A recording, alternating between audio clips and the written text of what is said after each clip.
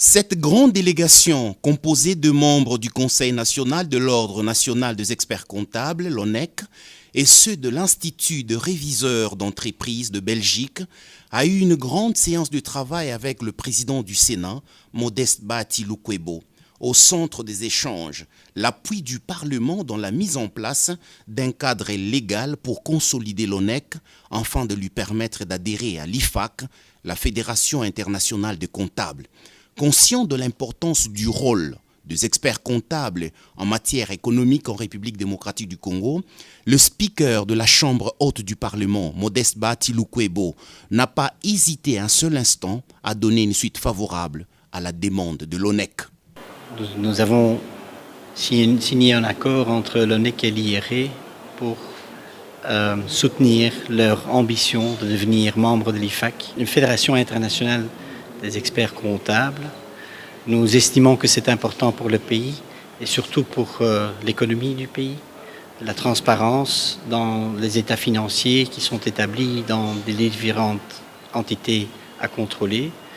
Et donc nous nous réjouissons de cette ambition. On a eu le soutien du Sénat dans le sens qu'ils nous ont invités, ou ils ont invité l'ONEC de proposer un cadre légal ou des changements légaux si c'est nécessaire pour maximiser la réussite, c'est-à-dire l'adhésion à l'IFAC.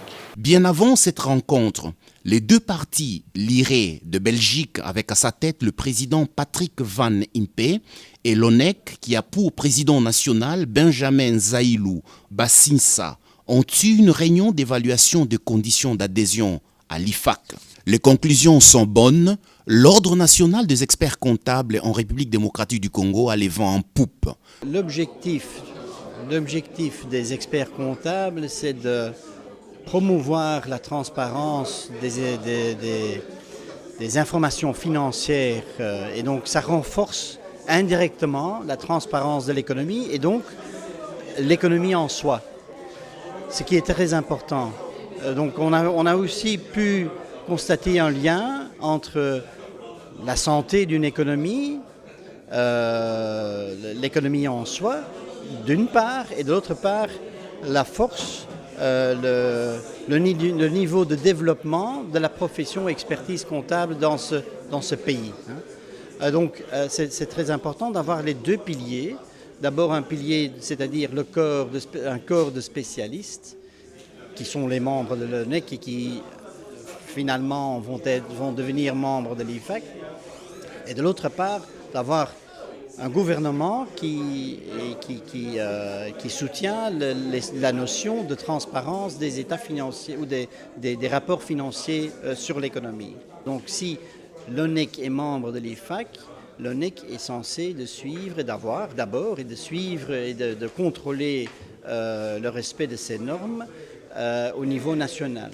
Et donc, tant que vous êtes membre de l'IFAC, vous êtes censé de respecter et de suivre les normes qui ont été éditées par cette organisation IFAC.